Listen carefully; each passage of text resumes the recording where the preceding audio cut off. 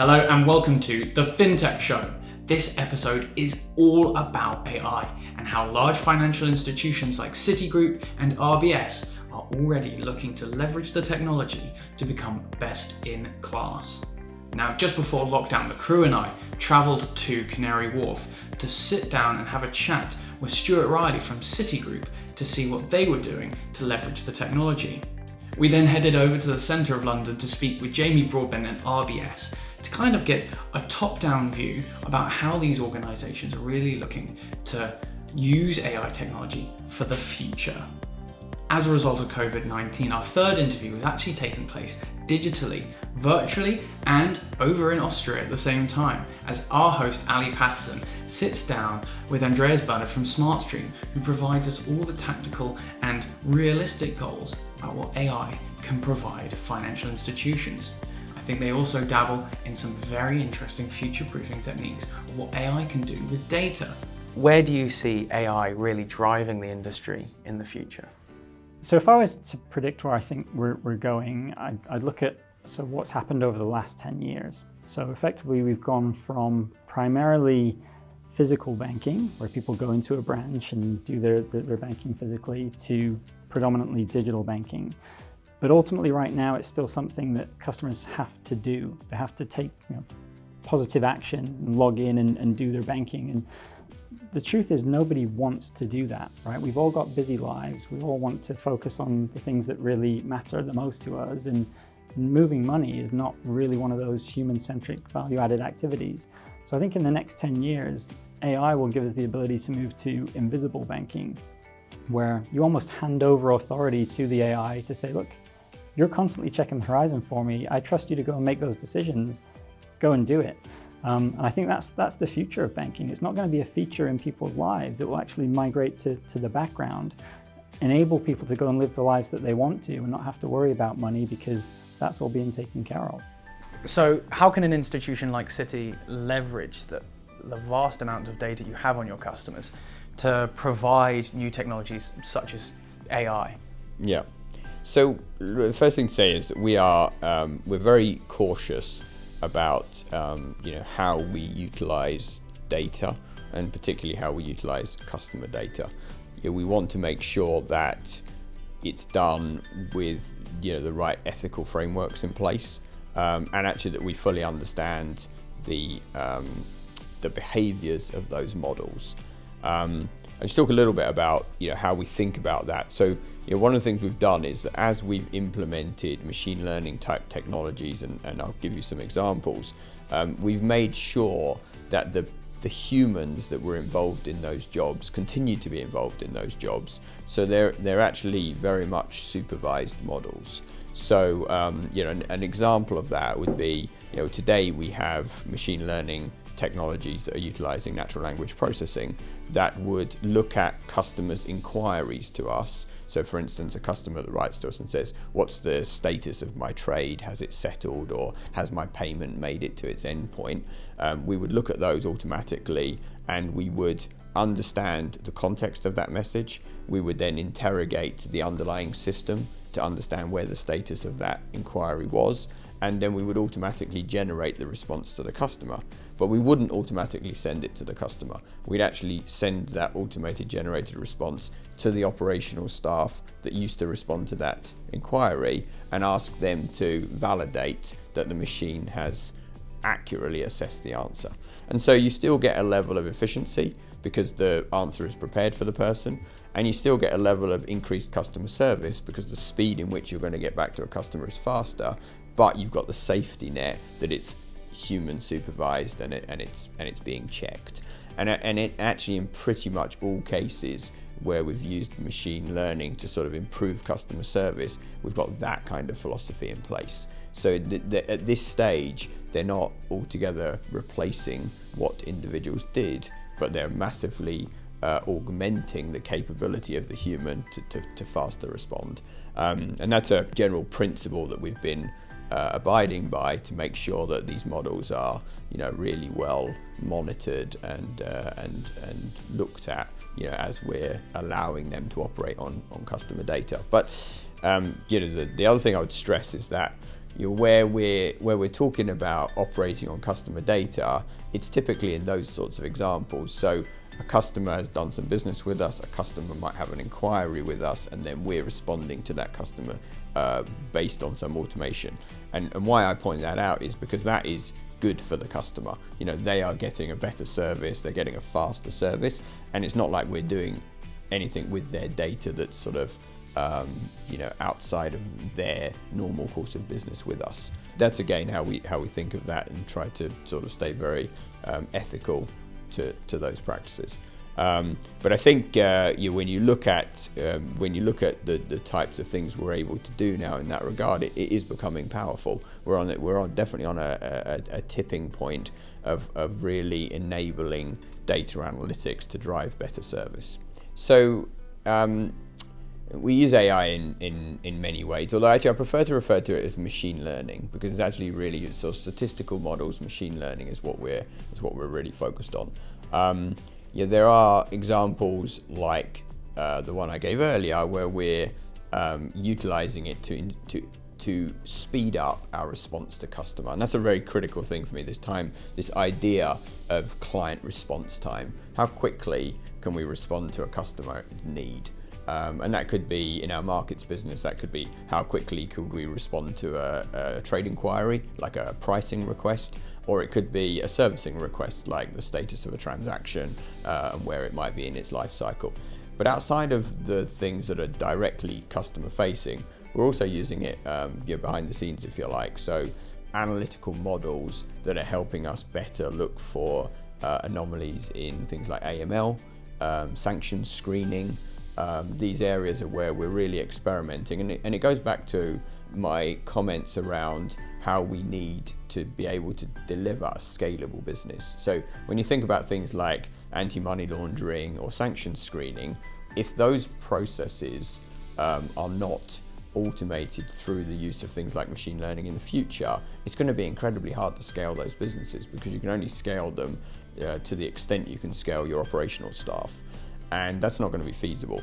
So we are moving more and more to sort of probabilistic machine learning models that enable us to have things that can help those businesses scale. And I think that they're critical examples. They're equally things like trade surveillance, so ensuring that we've got the very best conduct monitoring, making sure that we're managing conduct risk across our staff, and therefore looking at machine learning models to observe how people are operating in the environment, how they're trading, things that they might be doing in the market, to alert us to any poor behavior. There's great use of these technologies that is very much focused on directly providing customer service, but there's also a lot of internal use just to make sure that we run as a bank better. One of the things that we look at a lot is what's your error rate of your machine learning model, but we have to always remember that humans have an error rate too. So we're not comparing one thing that's perfect to one thing that might have an error rate. We've already got imperfection in the human system, and actually I think in many times, if you can use the human system you've got, but to augment it with machine learning models as well, you can basically reduce the error rate of the two. And that again is a sort of real focus of ours, is looking at how you augment man and machine so that you really get the best practices out of them. Now, this segment just coming up is the virtual segment, so it'll look a bit different to our typical interviews. My personal background on the film side, I always find it fascinating that in the 1920s you had people literally colouring in frame by frame to add elements of colour. And then of course colour film came along, and all those people that were colouring in, they're now doing other things. It's becoming, they're being put to use in other ways that machine learning just cannot do. Do you think that's kind of the approach that banks seem to be taking? That rather than simply shoving everyone out the door, they're focused on, all right, how can we utilize humans for the things that AI has limitations on? Yeah, that's an interesting topic, and there are really recent advancements when it comes to coloring films. Because what has been done so far is that they try to figure out what gray color is which color. Dark gray is red and lighter gray is blue and so on. But what AI is now doing, that based on the picture and how the picture is moving, it's identifying that, for example, certain waves have to be blue. So it's correlating the movement of the picture with the color that a certain gray color needs. And it's fascinating. There have been recent papers, and you can watch it on the internet, and it's unbelievable how real and good that is looking, right? And I think that's a very good example of, machine learning and AI is not taking the direct approach. It's not just looking at the gray color and trying to paint it somehow, but it's getting much more information to identify the end result. And that's also so much needed in the banking world. You want to have everything integrated that you have in your operations department, not just the data record, but you want to have, when it comes in, what is the quality of the record, who does it, who works with it. You want to increase the quality of the data and so on. So we try to look at very much at a holistic approach, get all the data in and make the results better. So that's really interesting that you mentioned that with film coloring. So Stuart, can you tell me, how critical will automation be going into the future for institutions? Yeah, for Citigroup, automation is critical. Actually, you get a lot of press on the impact of automation on things like the workforce. Actually, that is not our primary goal or the primary reason why I think it's so important. The challenge we have is that our businesses need to be able to scale. So if you look at the businesses we're in, whether it be our trading businesses, things like foreign exchange, or our payments businesses in areas like our trade services, we need to be able to massively scale up those businesses, because what's happening is that transactions are tending to become smaller in size and larger in frequency.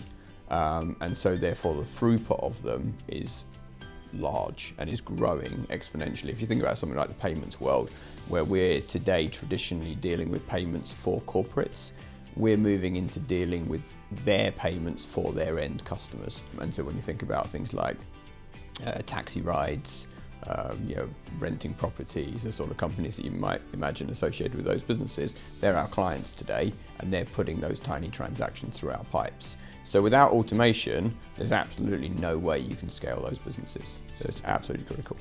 Excellent. And so do you think the changing nature of payments is actually fueling the changing role of institutions going forward?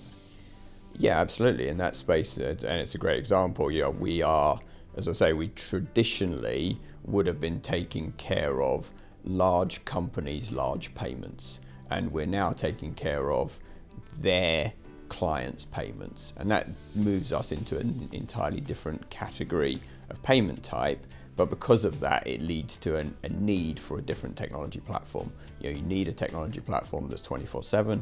You need a technology platform that's hugely scalable. And actually, the really important thing to note is the change in scale can happen very, very quickly. So when a country moves from batch type payments, overnight payment systems, T+1, etc., to real-time payments, instant payments, the adoption of that takes place very, very quickly. And so your technology has to be ready to scale, and it has to be able to go from a relatively low throughput to an incredibly high throughput in a very short period of time. And if you think about the old days of ordering servers and putting them into data centers, that doesn't work. You haven't got that time. You need to be able to take advantage of infrastructure on demand and sort of elastic scale to actually be able to handle that change rapidly at a sensible cost point.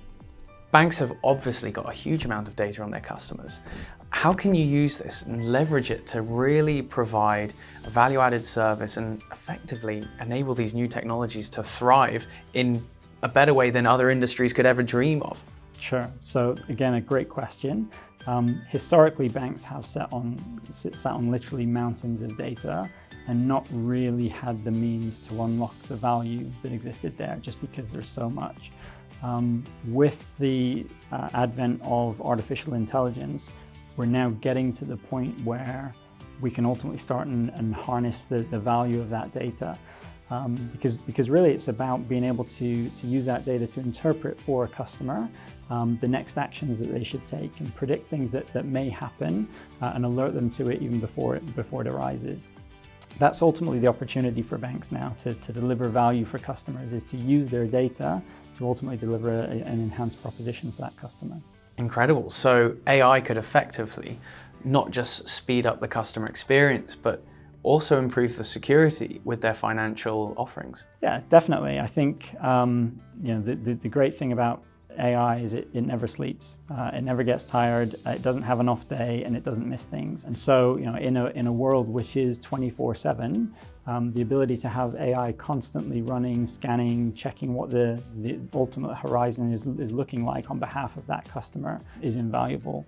And far superior than kind of a human would ever be able to do. So does RBS International look at leveraging other organizations outside of the bank to really enhance your own offerings in these technologies? Absolutely. So we recognize first and foremost that we're a bank. That's where our expertise lies, is in kind of managing a bank balance sheet. We aren't primarily a technology company. And so as much as we are developing that capability ourselves, we recognize that in order to deliver the kind of value that we want to our customers right now, we need to bring that expertise in. And that comes through working really closely with selected partners. One of the interesting things I've always find is where analytics and data can be used effectively. In the US, there's quite a lot around things like the Black Lives Matter movement. And I'll be very curious to see how things, for example, such as loans are calculated, and how bad data based on, say, for example, institutionalized racism could be cleaned out of that particular data. Is there sort of scope to use AI for being very, very neutral, for being truly neutral and being based on something as pure as data, as opposed to having it poison, for want of a better word? Yeah, that's one of the critical subjects in machine learning and AI, because machine learning and AI traditionally learns from data, and that data typically comes from humans, and we learn from that. So if that data is biased, the machine learns from that, and we have seen several examples where applications were automatically filtered and so on, and it just contains that bad bias in there. Recently, there have been many papers how to identify that bias, because that's important to understand, how AI and machine learning decides on what basis, and then to remove that bias from that data. And I think that's really the most interesting subject these days, because that really makes the world more objective in many ways. Yeah, we can based on really objective criterias, we can then decide things, and I think that's a good thing, a needed thing at these days. Yeah.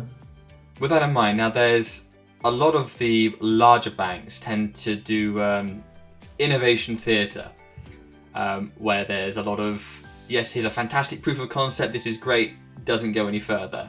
And I understand it, because it's quite a large organisation at a scale that's hard to fathom. So how can a large multinational institution actually take on board some products, for example, such as SmartStream Air, and actually implement that across their entire reach, as opposed to the old sprinkle a bit of AI on that and that should solve it? How can it actually be deployed at scale? I like the term. So you're right. Many things are innovated at the moment because it's just a good marketing story to tell, and it's also needed, right? We should not do just innovations because there's a business case behind it. Because I think many products that we see these days have been created not with a business case in mind. Still, in SmartStream, we help our customers to reduce manual touch points, increase efficiency, and really make technology that enables them to make their business better. From a software vendor perspective, what we really want to do is we want to create components that are generically available. So once we have it in our products, all our customers can get it easily by an upgrade. So there's a big difference when at the moment a bank decides for a custom designed AI project. They might get perfect numbers, but when they do another one, they have to pay that project again. Another one, they have to pay again for that. As a software vendor, we are interested to deliver software where it works. For example, a big bank has 11 reconciliation systems. If they get our add-on, it will immediately work on all 11 systems without much tweaking. So they see the immediate effect.